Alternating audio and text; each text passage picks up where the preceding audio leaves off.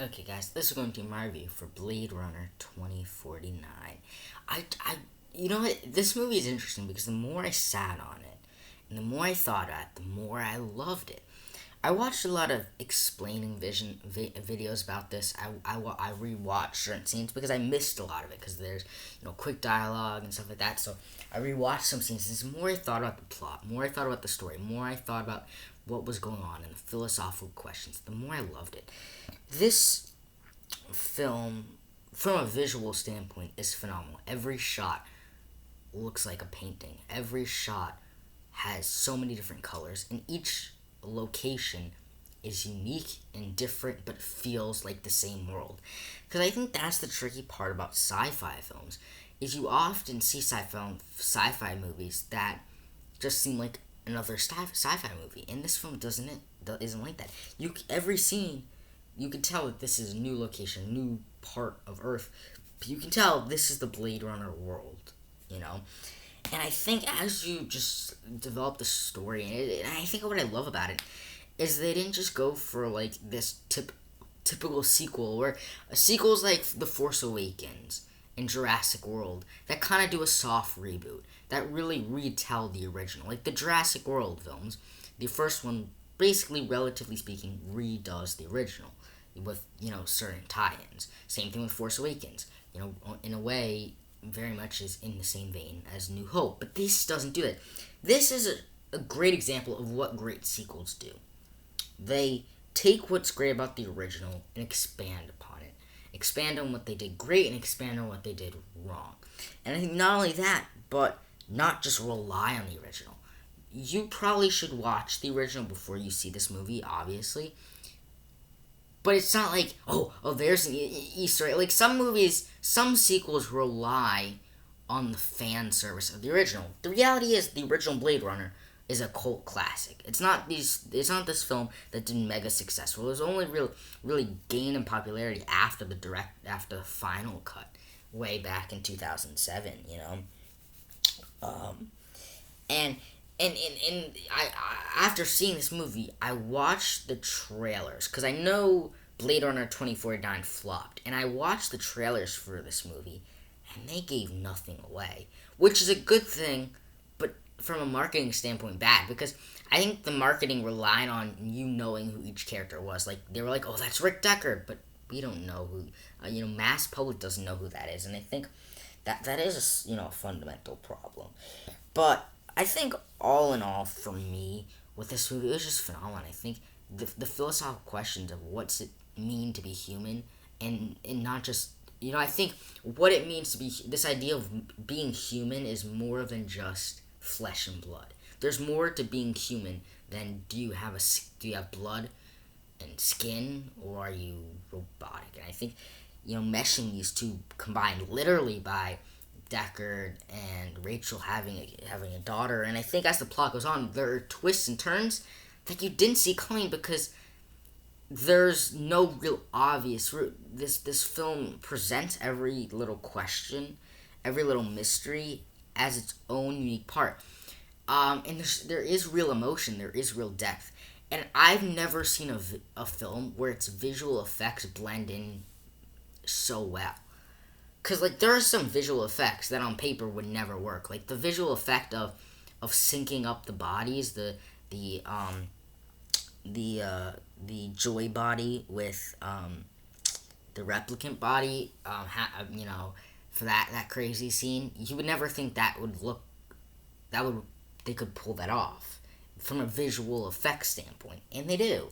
And I mean, I think it gives it credit that a lot of these big effects heavy scenes happen at night, because at night you can do a lot less visual effects because you can barely see. But I'm telling you, like, there's explosions and there's gunplay, and I'm telling you, one of the most intense scenes I'll ever watch in the movie is that scene where they're in the ship and Harrison Ford's handcuffed in the little the ship, and he's drowning, but at the same time, Love and Joe are fighting, and they're, drowning in the ship, and they're drowning each other, where, this tense scene where you get the scope of, like, everyone's drowning, but they're fighting, and there's rain, and there's waves, and that was a cool scene.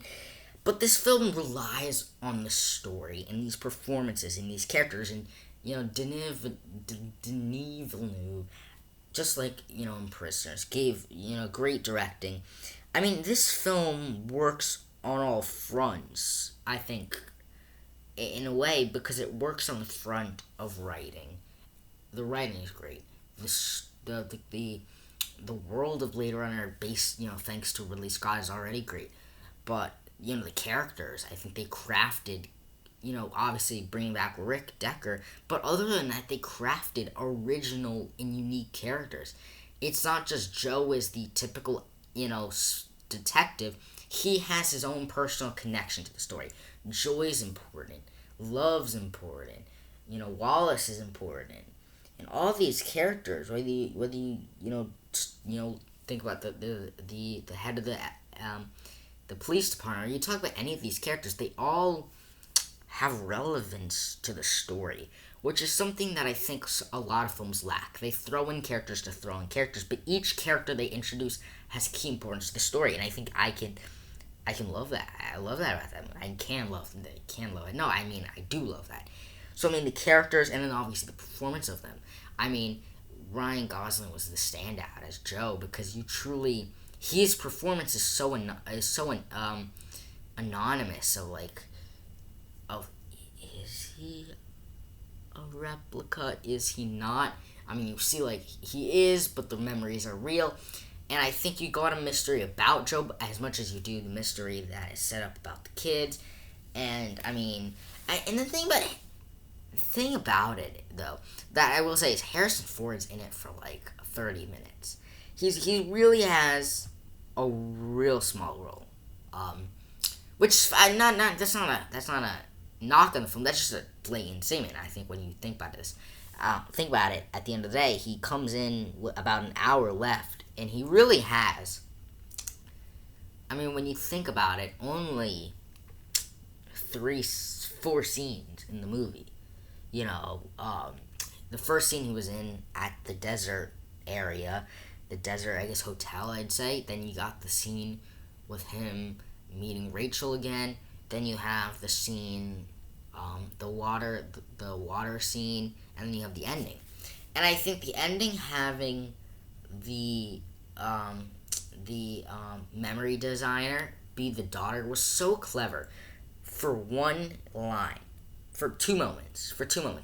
The subtlety of this movie is also great. They don't just say, haha, gotcha, that's the twist, or that's a big detail, which makes the twist, A, surprising, but B, when you think about it, set up. So when what Joe asks her when she's making the girl with the cake, or I think Joe asks, but anyway, she's like, when she talks about how that girl blowing out the candle is her, she has this great line that, when you think about the end of the day, is a very important line. The designer says, an artist puts a little bit of themselves in their creation. And that line is so important because you realize when she created Joe's memory, she put a little bit of herself in it, hence her memories. And that was clever. And then obviously when she sees the memory, she's crying, and at first you see her crying because you don't know, maybe it's just emotional for her in general, but then you see at the end of the day, when you realize the full picture, it's these subtle setups that pay off that you don't see coming, but then upon thinking about it, you get, And so I think the visuals, the directing, the writing, the acting was just so great, and everything, it was working on all fronts in terms of just sheer enjoyment value of the movie. So, yeah, I mean, overall, really, really enjoyed the movie. I guess any negative, I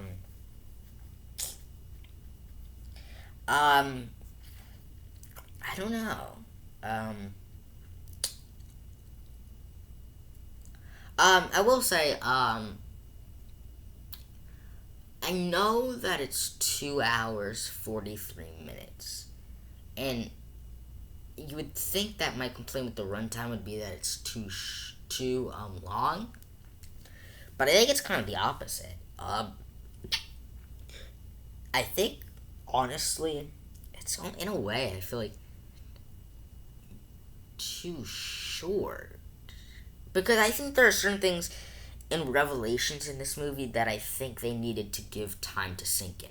I think the thing about Blade Runner 2049 is it works in so many different ways. There's so many moving pieces at each moment because you got different stuff going on different levels, all in just one scene, that you kind of want it to sink in. You know, they're just like, because it's like, Joe says, all her memory, all my memories are hers. You want that to sink in. Instead, that's like the last scene, I guess, or yeah, I mean, yeah, but other than that, there's not really much negative. Anyways, stay tuned for videos coming at you.